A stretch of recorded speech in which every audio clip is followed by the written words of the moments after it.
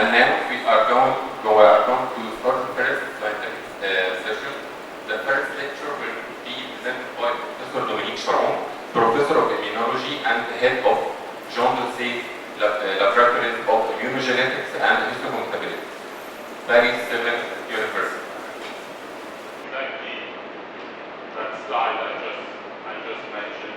So I want really to convey the idea of the point of view of the HLA and immunogenetics and immunology community in that challenge for stem cell therapy. And as I say, knowledge in HLA has developed, and now it's applicable to many different things. So just very brief on HLA. I want to bother you that in the 70s, HLA was simple. That was a pre-DNA area. There were few loci and a few alleles. Okay? Well, the HLA system is the first that was fully sequenced and mapped.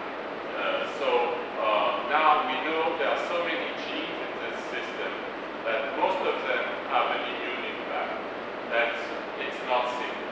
So the word used for HLA was major histocompatibility complex. So as you can see, the word complex was rightly chosen. Major, it's clear that transplantation is a major issue. And actually, histocompatibility means to actually accept the graft of cells or of tissue. 2007, things were quite complex, as you see. The number of alleles, over 2,500. But we could think that that was easing up. Well, this is the situation. This is the situation as December this year. Even Virginia was afraid of seeing those numbers. The number of alleles that are now nomenclature is over 75 million. And I put this slide because this is a picture of Jean Dossier, who was awarded the Nobel Prize for the discovery of the first HLA. And this is the one HLA A2 that you call MAP. So you see since 58, 56, 58, 58. Since 58, the publication, the discovery was probably a few years before. The number has grown exponentially. And when I put 3 as a limit, that means that the limit are the people. The limit are the individuals. And probably in this room, there are a few of you that has an HLA complex allele that is relevant for his own life and his own actually diversity, his own identity, which is unique and may have not been discovered. So I think this is a very important issue. Fortunately, during that time where we witnessed this fantastic development of knowledge on the diversity of individuals and the combinational diversity in an ion, well, there was development of actually the technology. And the technology, molecular technology, used sequence-specific oligotyping and different types of molecular techniques, including actually sequence-based typing. And your labs here and my lab in Paris and other labs have developed those techniques. Well, there is one difficulty at the moment. It's reliable. Accreditation of labs has been achieved or is in the process of being achieved, and it will be the case here. So it's safe to have an HLA typing done in one place because it will be the same result given in another place if you have an accreditation system. But there is one pitfall. It's very expensive. And so it's still very expensive, and the reason why it's expensive at the moment, given the technology,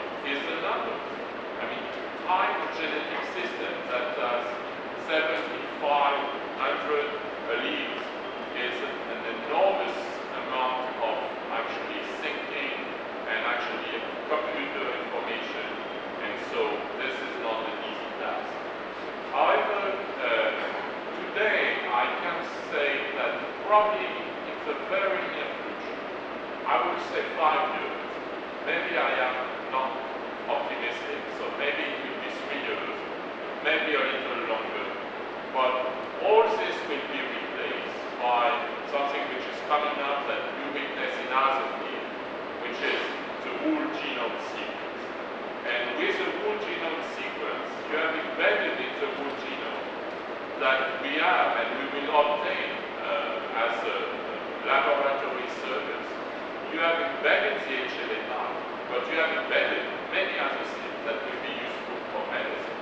So very soon we will have what's called personalized, actually lab tests, which will be one, which will be actually the whole genome sequence.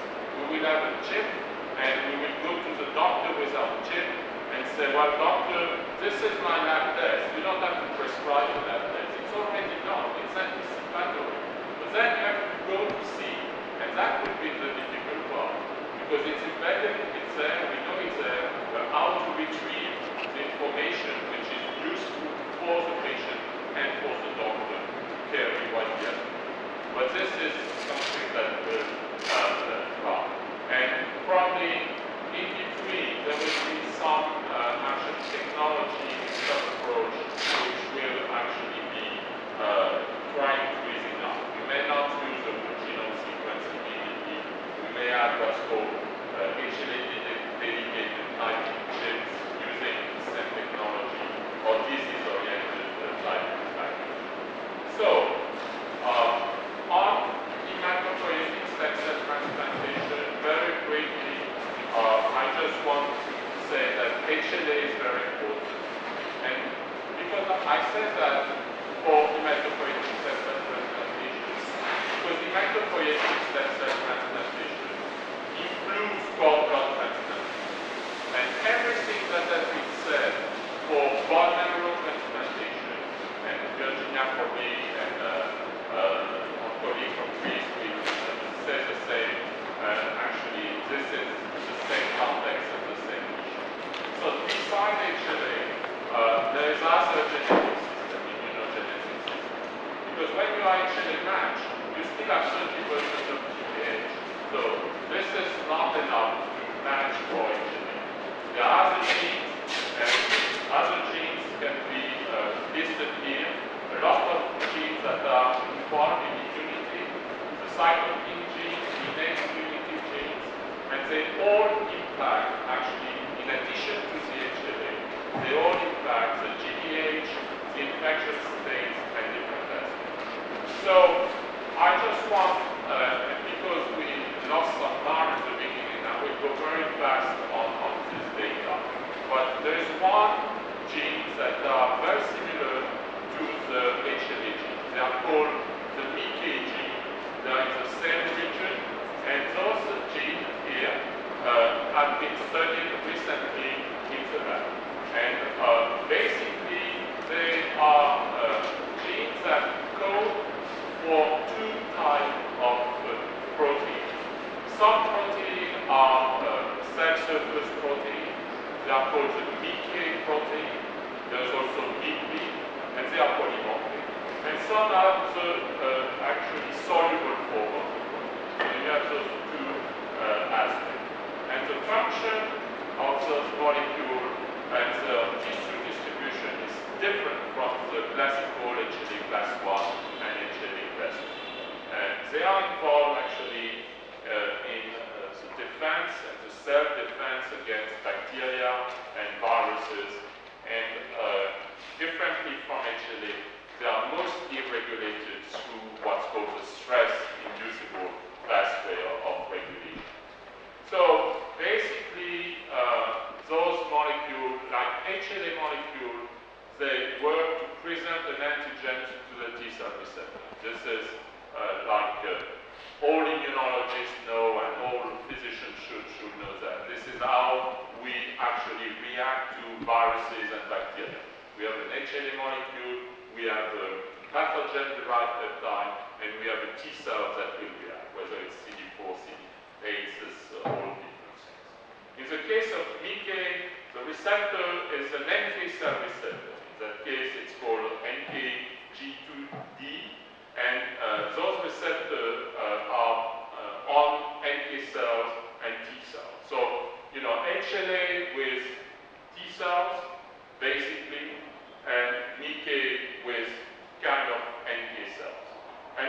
soluble Mickey, like very often, this is a very simple concept, it will interfere.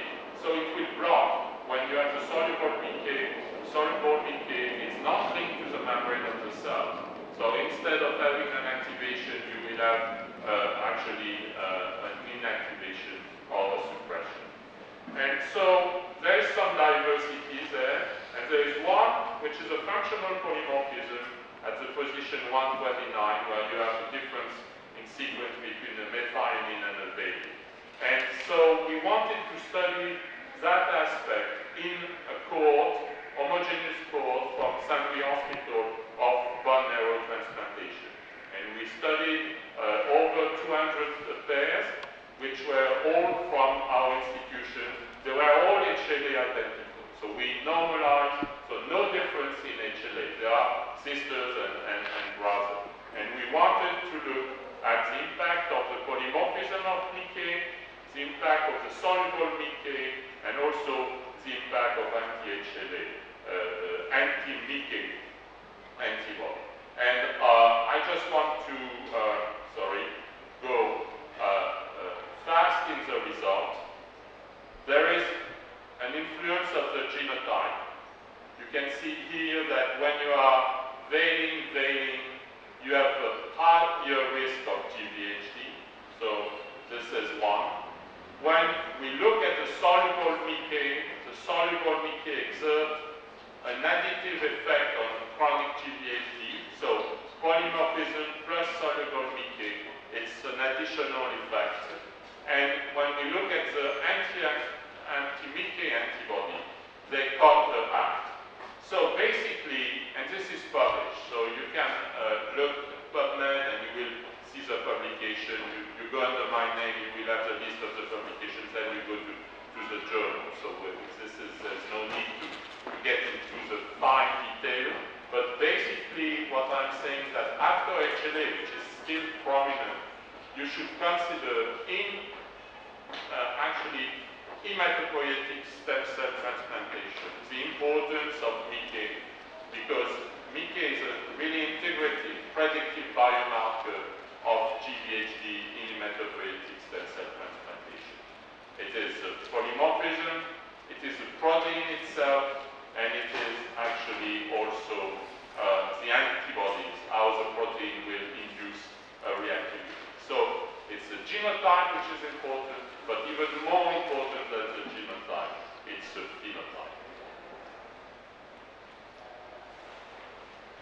So that was just a small view on HLA diversity, PK diversity, which is the non-HLA MHC genetic system.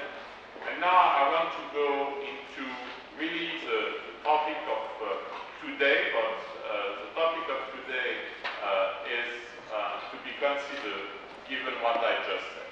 And this is the issue of stem cell therapy. As I said, stem cell therapy is not new. Stem cell therapy is what has been used and was awarded actually a Nobel Prize for bone marrow transplantation.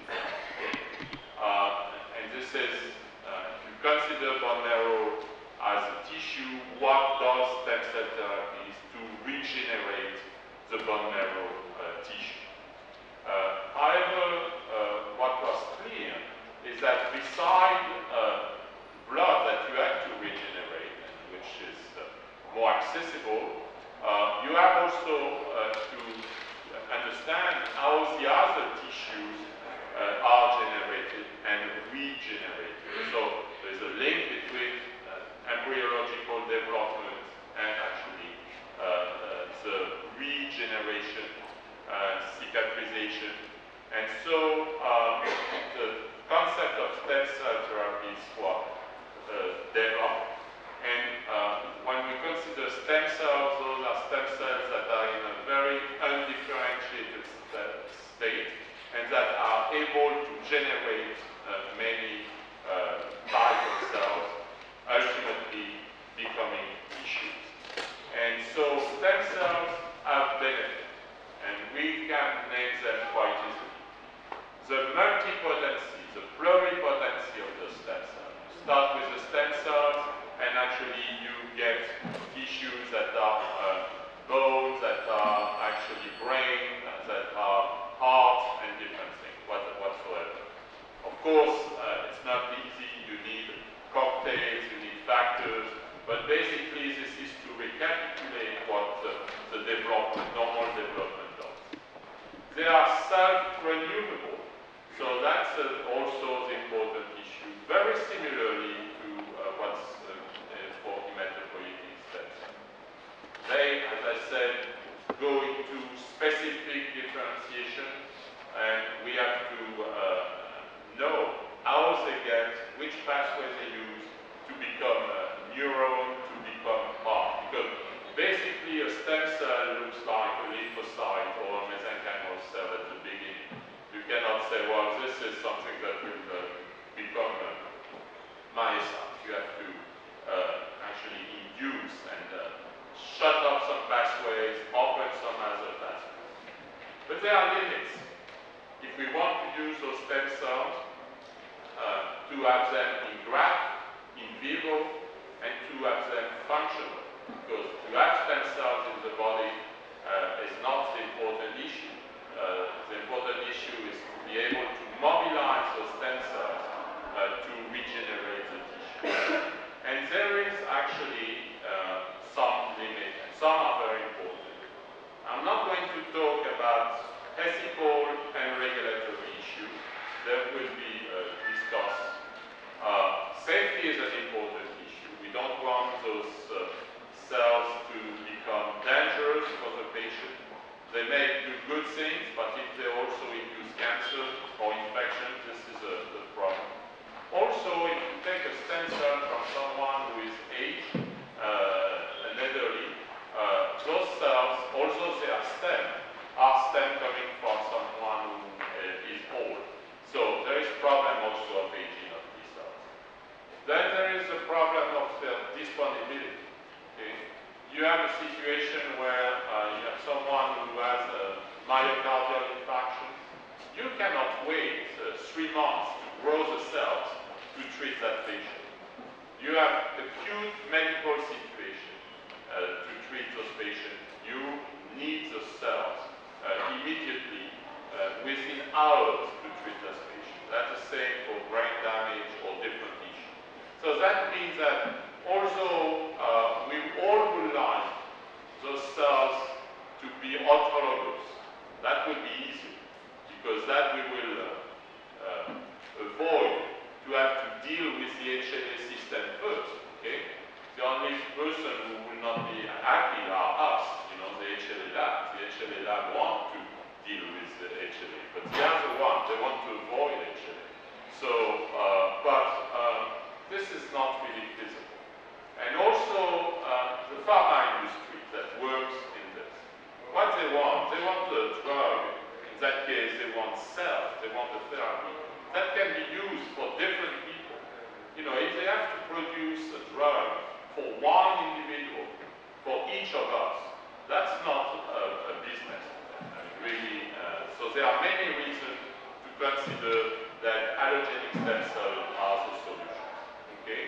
So, allogenic immunity, very briefly, what are those limits in terms of regenerative cell therapy? The immunogenetic factors, the allogenicity, how the immunogenicity will mobilize the effector cells, and then the aging factors that I want to talk to you today about.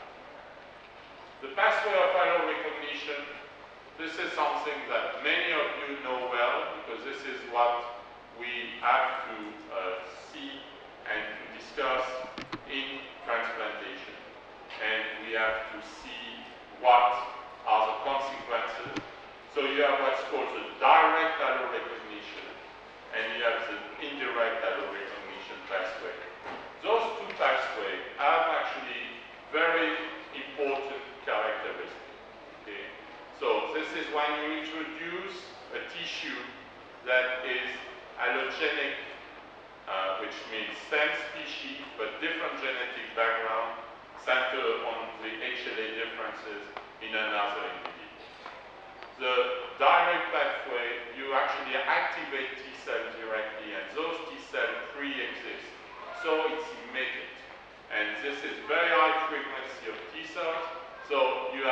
called acute rejection, UO3. But there's a second pathway which comes up later on. And this pathway is exactly the same pathway as the pathway that is used for pathogens.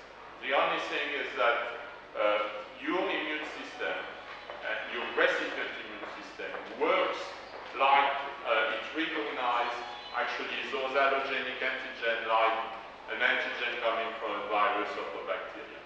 In that case, it doesn't coexist, it takes time to grow, but unfortunately it will induce actually immune response, and it will induce mostly the production of antibody, and you will have chronic rejection.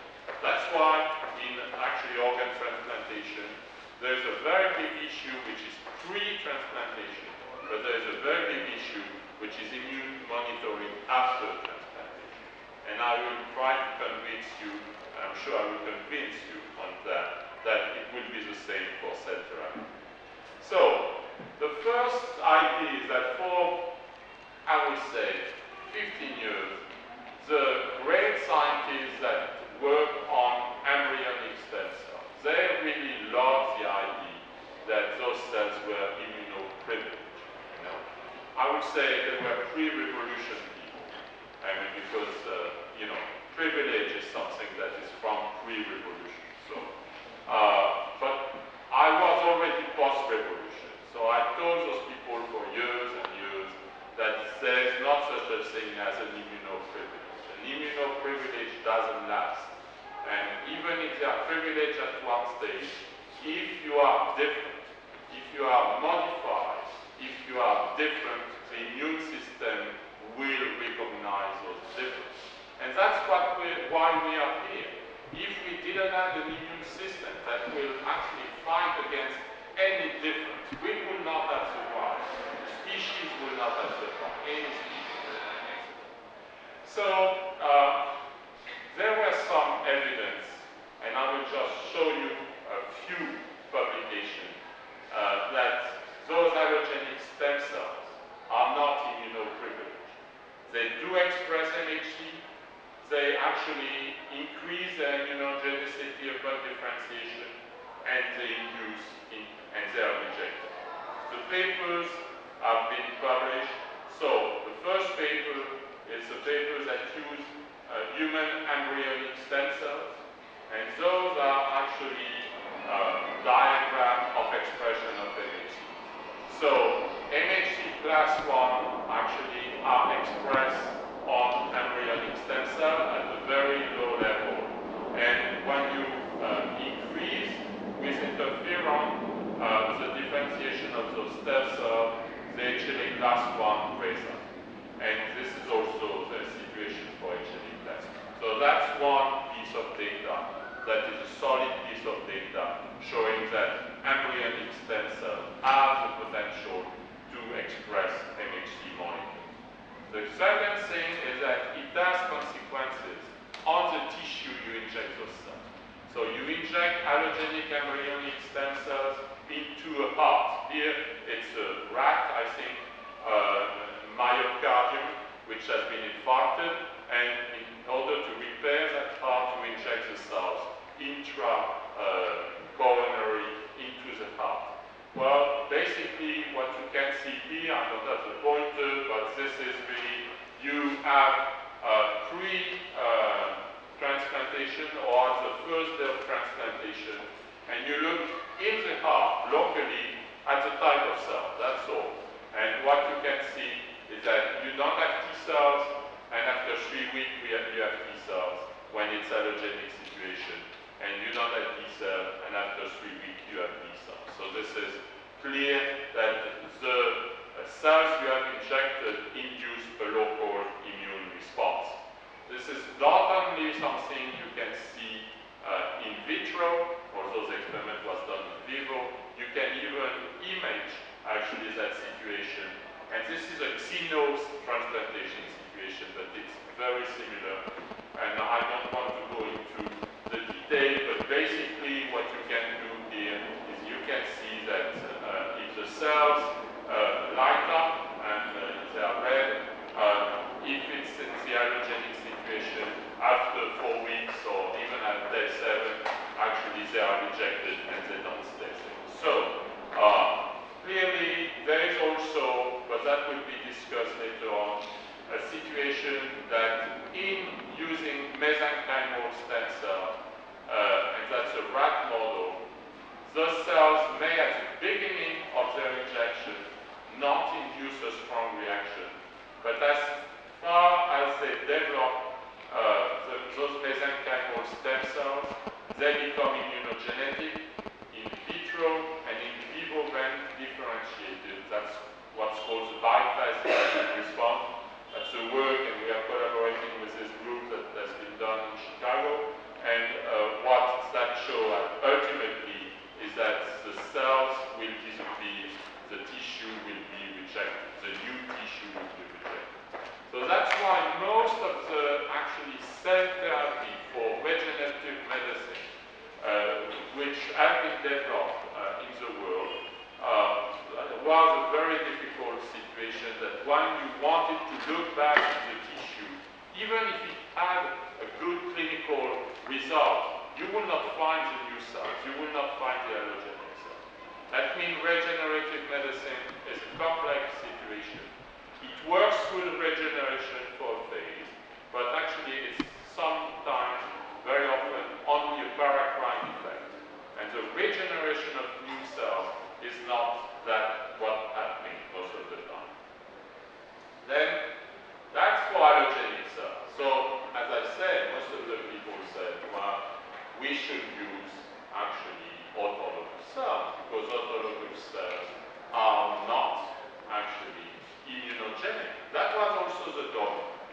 And also, I was against the dogma that allogenic cells were not immunogenic. For autologous cells, that was more complicated. But those cells which are called pluripotent stem cells, the induced pluripotent stem cell, it was a very popular situation published 2 years ago by a Japanese group, Yamanaka, that was, and he's very famous, and it's a great book.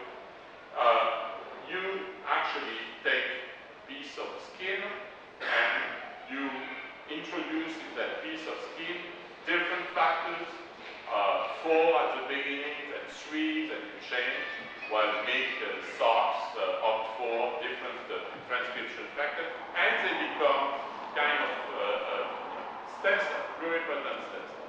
From a dermal fibroblast, they revert. Okay? So, likely you can then take them and reorient them to make heart, to make lung, to make neuron. And that's great. And this is an important issue. However, this paper that was published, it was actually referred faster in the Wall Street Journal than in the Nature publication. And the reason is that there are many companies that have actually invested in iPS cells.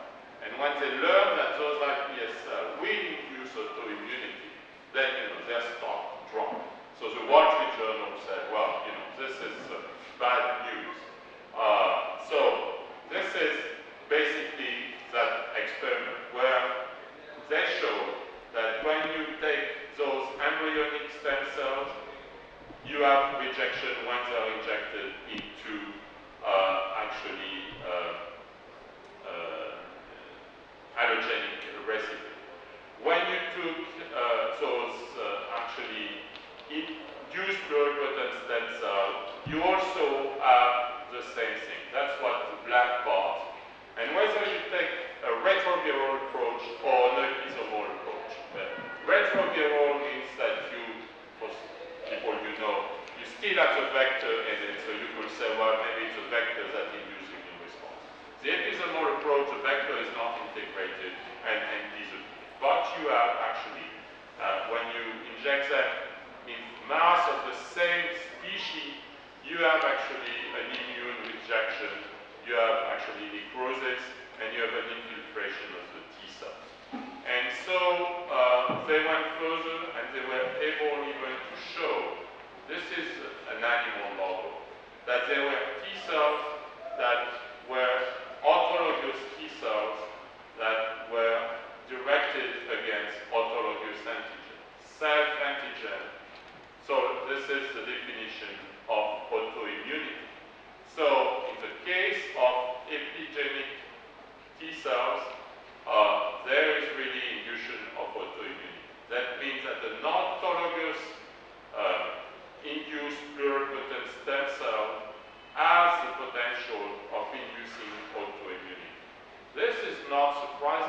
I say. Because you take an autologous cell, but you modify that cell. And you modify it by vectors, by factors, by different aspects. Or even you modify the quantity of antigen expressed, self-antigen expressed. And this is what happened in normal immunity. So we have to discuss that. There's a work we did in the lab, but I think I should just pass on it. Just the message is that we have exactly the same situation with gene therapy. Okay? In case of gene therapy, you take autologous cells, you introduce a new vector with a gene that is meant to correct actually the deficit you want to correct, but it induces actually an immune response. And the fact that you have that new genetic material in the autologous cell make differences. So with Jacques Mallet in Paris and also Stefan Stefanovic in Heidelberg, we actually use a system where there is what's called a rapamycin-inducible gene regulation system. And that's meant to have the whole system immunologically safe. Well, when we use those cells that were injected with the rapamycin control, and what we did, we extracted the MHC, and we looked at the peptides that have been selected from the MHC in those cells after injection. We compared the wild type with the cells that were modified. Basically, you have differences. You have some peptides that go up, some peptides that go down. And this is done by mass spectrometry. And so what that means is that a cell autologous, when that cell has a gene therapy vector in it, that cell is not the same. There are differences. And there are quantitative differences, but quantitative differences is an important issue for autoimmunity. So we were able, and that's been à la carte in my laboratory, to show that actually there is an induction of T cell and of NK cell, and there is a breakout of that. So I gave you all this data because those data demonstrate the challenge we have.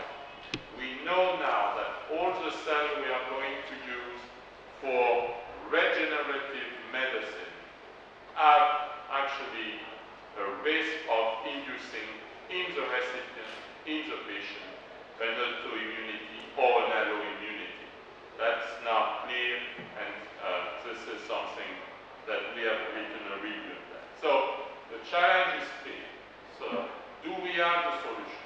And yes, we have the solution. And I say we, it's not only us, it's you also. So we should look at the solution because we have been doing that for years. It's called monitoring of transplantation. And so the strategy to overcome the immune response in regenerative stem cell therapy lies in three actually pieces of work. Selecting the donor and the recipient, that's what we do all the time in transplantation. Inducing tolerance, that's what we dream to do all the time in transplantation. Immunomodulation, that's what we do, and that's what the patients are under all the time. So this is not a big deal. It's just, it has to be adjusted and adapted. Immunogenetic selection, I won't go into the detail again, but HLA matching, reducing the HLA mismatching.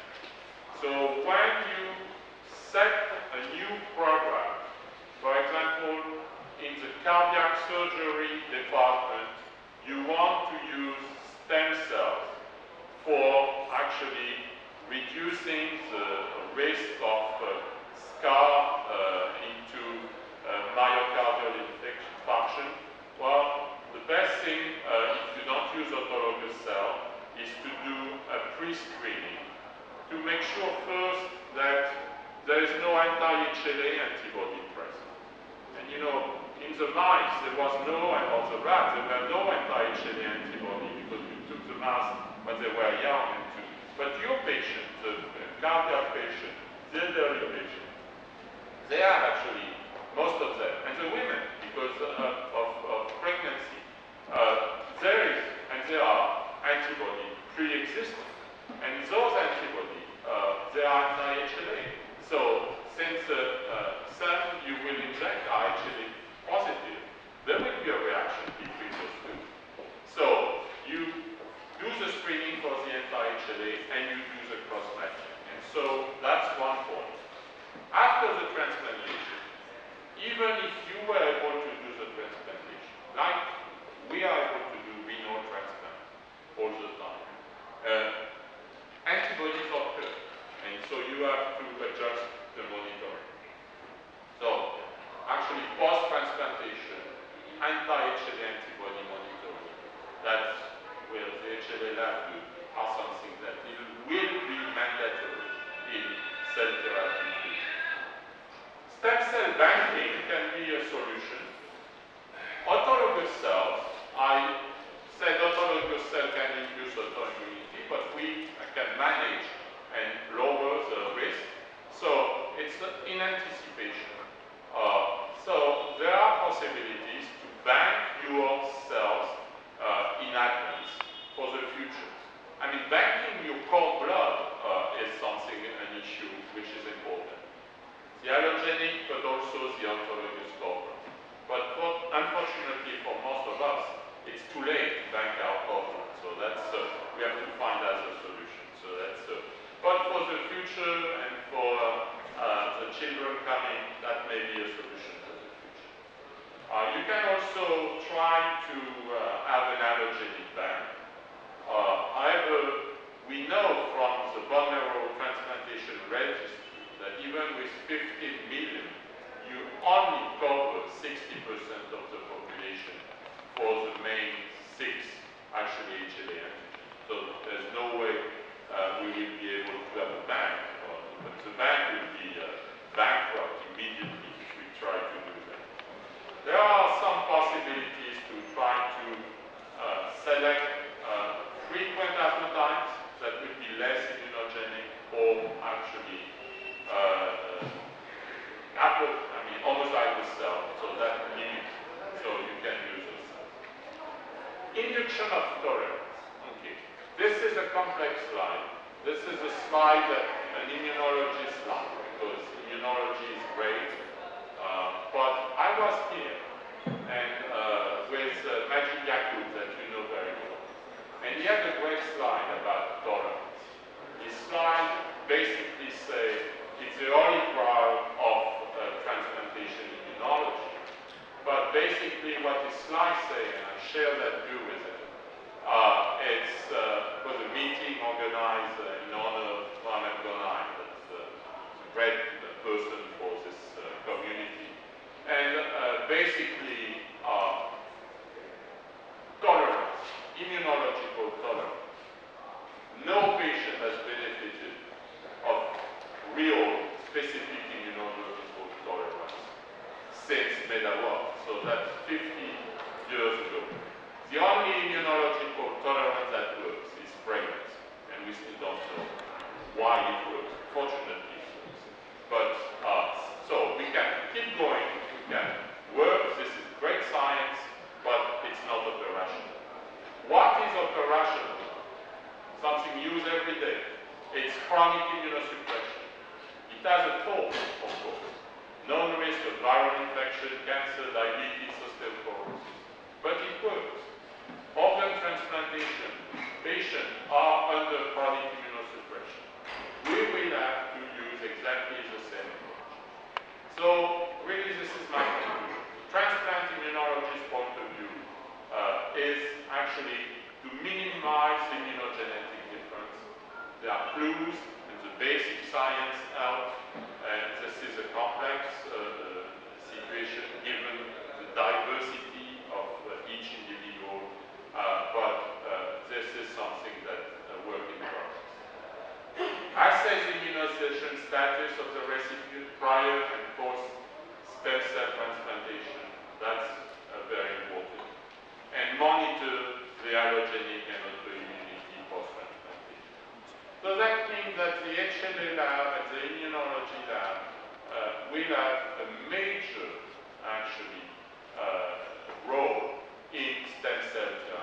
So if what I would really like you to consider, that if you are starting or willing to start a stem cell therapy trial, please involve the immunologist from the start. That will help you actually to make that trial successful. Then, in terms of therapy, I like to be utopic. I hope for tolerance one day. That would be great. I don't think we will achieve that, like some scientists say, by just turning off MHC molecules, because they don't like MHC molecules because they prevent actually graft. But if you turn off an MHC molecule, molecules of the MHC system are useful. They are useful for viral infection. They are useful to fight tumors. So you should maintain them, otherwise it's dramatic. But we may make progress over that. But the most simple thing is to be pragmatic. Immunosuppression, it works. We can even lower immunosuppression. There's ways we have to raise immunosuppression. The doctors know how to use it, and the patients benefit from it. And that's something that is really, really ready and readily available. So, if you want to read a little more about that, this is this review which actually takes all those issues that you can read, and we are writing a new review that should come up next year in human immunology, which talk really on this topic. And I just want to add that if you consider immunity and stem cell therapy, I'm using a British quote, because it's Winston Churchill. I think it should be the same thing as revolution somehow. I mean, it is not the end, it's not even the beginning of the end, but it is the end of the beginning. And so that's a very optimistic view. And I'd like to thank you for attending. This is St. Louis Hospital. The upper part is 1607. The lower part is a new one. Many of you have come to visit. Many of the students have been trained. And so we will continue doing that with Mansoura. Mansoura also had some French and famous French coming. So I think I'm on the big food path, and I'm a little one in the food path. Thank you.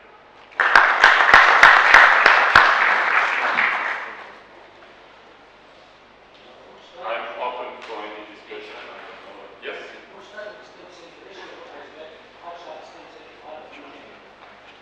Which kind of stem cell we are using? Well, it's, at the moment there are many different protocols. So if you look at the cardiac community, so those are main ones that have been doing work. Sometimes they use fresh stem cells, mostly from adipose tissue or from bone marrow, and they inject them. So those are fresh cells.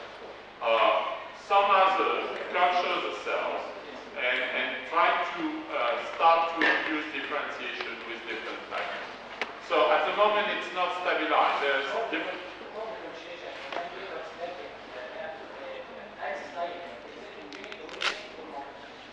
Well, it's, we have to be pragmatic. I mean, we cannot predict. I mean, we know a lot of things, but we cannot predict. Most of the cells that are inducing culture, the risk sometimes is two things. One is infection. We all know that. The second one is actually to use some differentiation potential.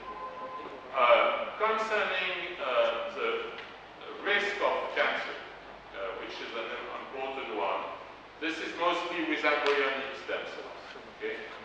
Human embryonic stem cells derived from actually stem lines that are available and we can use. There is an assay which is called the teratoma assay, and so you will assay those cells in vitro first to make sure they will not actually induce teratoma. On the long term, we have no idea. I mean, this is basically still really experimental.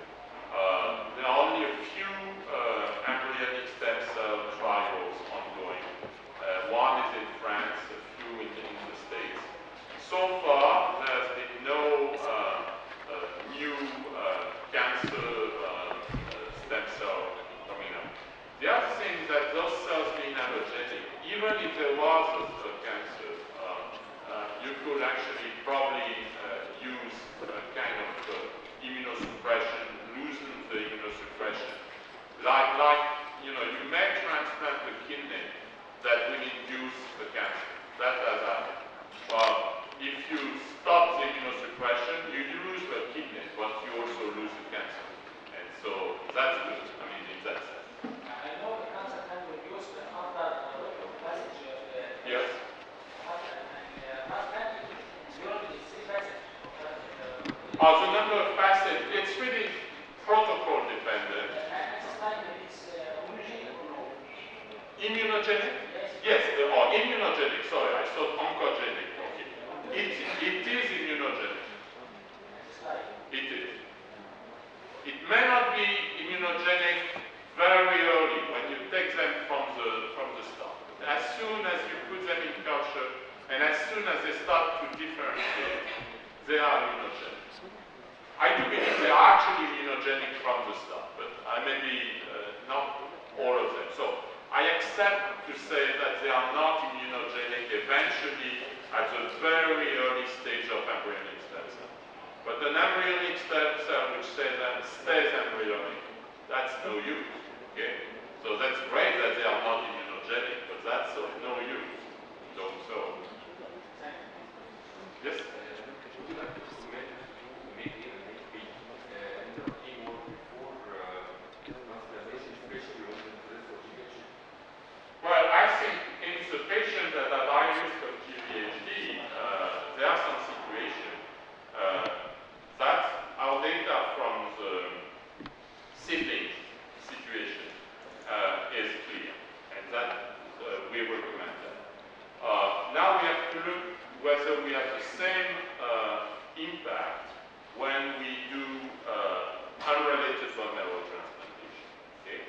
So we are actually embarking in a very large cooperation with China, with people in Beijing that have a very large group, and they have actually confirmed our result on their sibling population, and now they want to do with us the same on unrelated. In that case, this is only the MIC 129. Okay, so that's not a difficult typing to do. I mean, it's not full MIC typing. It's just those two. It's a dimorphism. So that's the problem is that if you look at bone marrow transplantation, HLA is clear. Everyone use HLA. There's another genetic system that has been fully proven to have an impact. It's interleukin 10, promoter of interleukin 10. But to implement that in the clinics is very difficult because we have to educate all the clinicians and not always they agree. Because the other problem is that HLA is already difficult to get the donor. If you add interleukin 10 and if you add MICA, then you end up with no donor. So I think it's better to do a transplantation. If you know that you have a risk, then you are ready to actually act than not to do transplantation. Because the first thing for a patient who has a leukemia is to be transplanted. Okay. The second is to be transplanted with the best bone marrow or the best cord blood. But the first is to be transplanted. And by the way, HLA is very important for cord blood transplantation. Claim that HLA is not important for cord blood transplantation has been fully stopped, I would say. So I'm pleased that it's been saying that for 10 years. That's a Lancet paper a few months ago. Other questions? I just want to mention that with FARA, we and you actually have developed an educational system on